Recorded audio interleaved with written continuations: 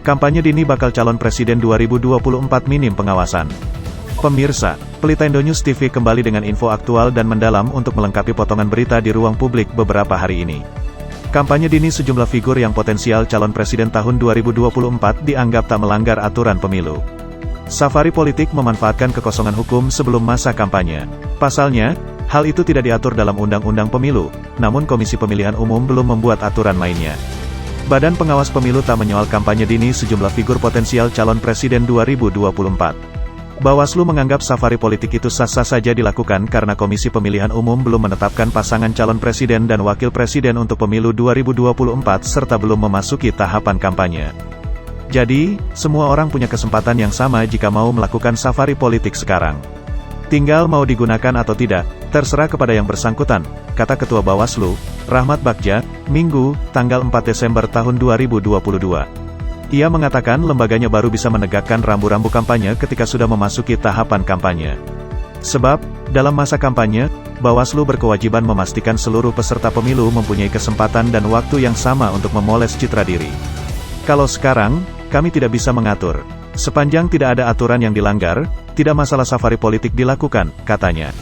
Belakangan ini sejumlah figur potensial calon presiden gencar bersafari politik ke berbagai daerah. Misalnya, mantan Gubernur DKI Jakarta Anies Baswedan dan Gubernur Jawa Tengah Ganjar Pranowo. Kedua nama ini membetot perhatian publik karena elektabilitas mereka selalu berada di deretan teratas sesuai dengan hasil survei sejumlah lembaga. Selain keduanya, sejumlah figur lain gencar bersafari politik. Di antaranya, Ketua Dewan Perwakilan Rakyat Puan Maharani, Menteri Pertahanan Prabowo Subianto, Ketua Umum Partai Kebangkitan Bangsa Muhaimin Iskandar, Ketua Umum Partai Golkar Airlangga Hartarto, dan Ketua Umum Partai Demokrat Agus Harimurti Yudhoyono. Namun safari politik mereka tidak selamanya berjalan mulus. Paling mencolok, kegiatan sosialisasi Anies Baswedan yang terhambat akibat Dinas Kebudayaan dan Pariwisata Aceh mencabut izin kegiatan Anies dan pendukung di Taman Ratu Sultanah Safiatuddin pada tanggal 28 November tahun 2022 lalu. Padahal, 3 hari sebelumnya, Dinas Kebudayaan Aceh sudah mengizinkan kegiatan jalan santai dan silaturahmi bersama Anies yang akan digelar pada tanggal 3 Desember tahun 2022 tersebut. Panitia Jalan Santai lantas memindahkan kegiatan ke kantor DPW Partai Nasdem Aceh hingga lapangan sepak bola Pangoraya, Banda Aceh. Nasdem merupakan partai yang sudah mendeklarasikan Anies sebagai calon presiden. Rahmat Bagja berpendapat semestinya kegiatan Anies ataupun figur lainnya tetap bisa dilakukan, asalkan tidak melanggar undang-undang, peraturan daerah, ataupun aturan internal partai politik. Ia mengatakan kegiatan safari politik setiap figur mungkin terhambat karena tak mendapat izin dari pemerintah daerah, misalnya mengenai izin keramaian. Aturan izin keramaian ini yang mengatur pemerintah daerah setempat, kata dia. Komisioner Bawaslu, Herwin Malonda, menambahkan, adanya larangan sejumlah daerah terhadap kegiatan safari politik figur tertentu merupakan kendali dari pemerintah daerah. Sampai saat ini, Bawaslu tidak bisa melarang calon peserta pemilu berkampanye atau melakukan sosialisasi. Kalau ada larangan, itu pengaturannya dalam kendali pihak lain, kata Herwin. Herwin melanjutkan, saat ini tahapan pemilu 2024 memasuki proses verifikasi faktual partai calon peserta pemilu.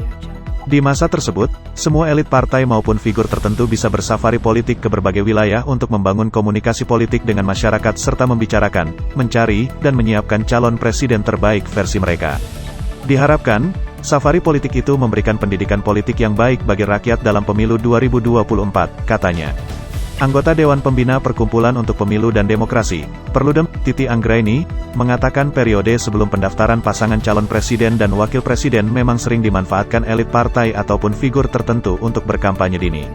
Sebab, Undang-Undang Pemilu hanya mengatur kegiatan kampanye setelah KPU menetapkan pasangan calon presiden dan wakil presiden.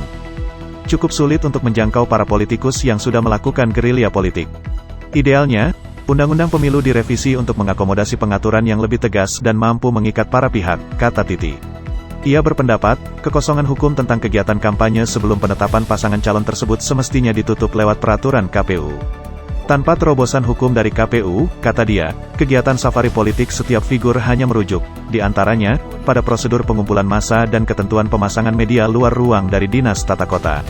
Direktur Eksekutif Indonesia Political Review, Ujang Komarudin, mengatakan kegiatan safari politik setiap figur saat ini tidak masuk kategori pelanggaran pemilu. Meski begitu, kampanye dini tersebut berpotensi dirintangi berbagai pihak. Misalnya, Safari politik Anies Baswedan sangat mungkin disumbat karena mantan Menteri Pendidikan itu dianggap sebagai antitesis dari pemerintahan Joko Widodo. Kalau dihadang, nama Anies justru terus naik, kata Ujang. Safari politik Ganjar Pranowo juga berpeluang tersendat karena dia masih menjabat Gubernur Jawa Tengah sekaligus kader Partai Demokrasi Indonesia Perjuangan. Hingga saat ini, DPP PDIP belum memutuskan calon presiden 2024, meski Ganjar dan Puan Maharani berpeluang diusung. Ujang melihat sumbatan tersebut justru menjadi penyemangat tim pendukung Ganjar untuk bergerak di lapangan.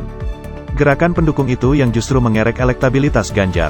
Keduanya sudah mempersiapkan diri, Anies dengan Partai Nasdem, dan Ganjar dengan gerakan pendukungnya, kata Ujang. Ikuti terus ulasan berita-berita lebih mendalam dan utuh di Pelitaindo News TV, dengan cara subscribe, bunyikan lonceng, dan share.